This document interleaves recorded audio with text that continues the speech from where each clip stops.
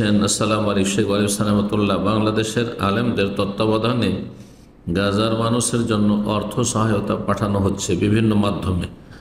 বর্তমান অবস্থায় আমি কি সেখানে জাকাতের টাকা দিতে পারবো?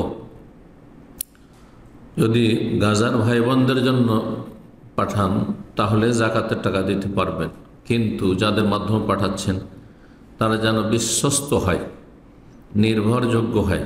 জি, তাদের আমানত সম্পর্কে আপনি সুনিশ্চিত হবেন। এমনটা না হয় যে গাজার নামে টাকা পয়সা নিল, কিন্তু সেটা নিজেদের সেখানেই হয় ব্যক্তি স্বার্থে রেখে নিল অথবা তাদের প্রতিষ্ঠানের স্বার্থে রেখে নিল। অনেকে হয়তো নিজের ব্যক্তি স্বার্থে নিজের সংসারে লাগাবে না, কিন্তু নিল গাজার নাম করে আর নিজের প্রতিষ্ঠান চালাচ্ছে, সেখানে সেই টাকা ব্যবহার করলো, সে আমানত খেয়ানত করলো, হারাম কাজ করলো। এই জন্য সতর্ক সাবধান। যার তার হাতে বললেই বিশ্বাস করে তার হাতে টাকা তুলে দেবেন না। আসলে কি গাজায় বিশ্বস্ত আমানতদার ভালো মানুষের মাধ্যমে, যদিও তারা ভালো মানুষ, আসলে কি তারা পৌঁছাতে পারবেন, পৌঁছাচ্ছেন কি না, এগুলো বিষয়ে একটু ভালো করে খতিয়ে দেখবেন। আল্লাহ যেন আমাদের ধন সম্পদ বা যে কোনো নিয়ামতকে তার সন্তুষ্টির কাজে ভালো জায়গায় লাগাবার তৌফিক দান করেন। অসহায় মুসলিম ভাই বোনদের সাহায্য করা ফরজ, কিন্তু সেটা যেন সাহায্য সত্যিকারের হয়।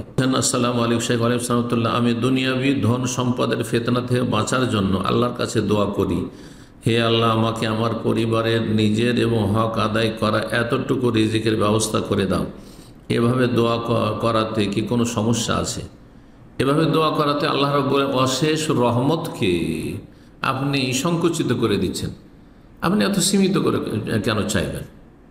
কোরআনের মেলা দোয়া আছে বরকত চাওয়ার জন্য, রিজিক চাওয়ার জন্য, হাদিসের দোয়া রয়েছে, কিন্তু আপনি আল্লাহ আমাকে বেশি দিও না, এতটা দিও যাতেটাতে আমার সংসার চলে যায়, এভাবে সীমিত করে কেন চাইবেন? আল্লাহর রহমত কি কম আছে?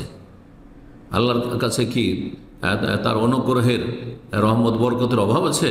তো কেন এই সীমিত করে চাইবেন? তবে এই দোয়া অবশ্যই করতে হবে, আল্লাহ এই ধন সম্পদ যা দেবে তুমি তোমার সন্তুষ্টির কাজে লাগাবে তৌফিক দাও। এটা দিয়ে যেন গুনাহ না হয়, পাপ করে যেন উপার্জন না হয়, আর পাপের জায়গায় যেন খরচ না হয়, পয়সা হয়ে যেন অহংকারী না হয়ে যায়, আমি যেন পাপে লিপ্ত না হয়ে যাই, বিভ্রান্ত না হয়ে যায়। পয়সা আমার জন্য ফিতনার কারণ করে দিও না, ওয়ালা তাজালিদ দুনিয়া আকবার হাম্মানা। এই জন্য কোরআনই দোয়া করুন আপনি, রব্বানা আতিনা ফিদ দুনিয়া হাসানা ওয়া ফিল আখিরাতি হাসানা ওয়া কিনা আযাবান্নার।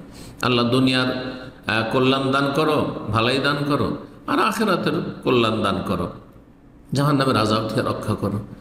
এইভাবে দোয়া করবেন, কিন্তু আল্লাহর কাছে চাওয়ার ক্ষেত্রে আপনি সীমিত করবেন না। যদি আপনার জন্য আল্লাহ কল্যাণ চান, আল্লাহ জানছেন ভালো যে আপনাকে বেশি পয়সা দিলে আপনি ভালো মানুষ থাকবেন নাকি বিভ্রান্ত হয়ে যাবেন। যদি পয়সা আমার জন্য ফিতনার কারণ হয়, গুমরাহের কারণ হয়, আল্লাহ তুমি পয়সার ফিতনা থেকে বাঁচিয়ে রাখিও আমাকে। হ্যাঁ, আর যদি পয়সা দিয়ে, ধন সম্পদ দিয়ে আমি তোমার সন্তুষ্টির কাজ করতে, ইসলামের খেদমত করতে পারি, মানুষের উপকার করতে পারি, তাহলে পয়সা আমার মুঠে দিও, আমার অন্তরে দিও না। মানে অন্তর যেন আসক্ত না হয়ে যায়, পয়সার গোলাম হয়ে যাবেন না। জি, নবী সাল্লাল্লাহু আলাইহি ওয়াসাল্লাম একটি হাদিস রয়েছে, আবু দাউদ, তিরমিজি, নাসাই, বিভিন্ন হাদিসের মুসনাদ আহমদ, হাদিসটি সহিহ। এক বেদুইন সাহাবী আসলেন মসজিদের, নবী সাল্লাল্লাহু আলাইহি ওয়াসাল্লাম বসেছিলেন, মসজিদ নবীতে 2 রাকাত সালাত পড়লেন, আর পড়ার পরে দোয়া করেছেন, আল্লাহুম্মা আরহামনি ওয়া মুহাম্মাদান ওয়া লা তারহাম মান আহাদান। নবী সাল্লাল্লাহু আলাইহি ওয়াসাল্লাম তার সাথে ভালো আচরণ করেছেন, নরমাসে কথা বলেছেন, আকৃষ্ট হয়েছে, মুগ্ধ হয়েছে সে দোয়া আর সাহাবায়ে কেরাম থেকে হয়তো ততটা পায়নি, আপ্যায়ন বা মূল্যায়ন।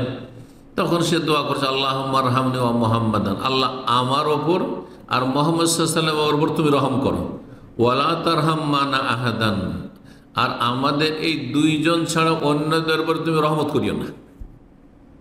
কত বেদুইন, না অসভ্য, যে আল্লাহ এরাকে রহমত দিও না, তুমি আমাকে আর আমার নবীকে দাও, বাস।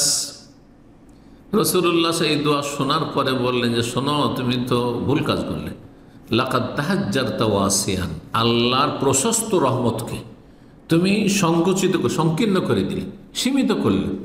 আরে সবাইকে যদি আল্লাহ রহমত দেয় তো তোমার কি আল্লাহ ঘাটতি করে দেবে যে তুমি তোমার এবং নবীর সাথে তুমি সীমিত করে দিলে?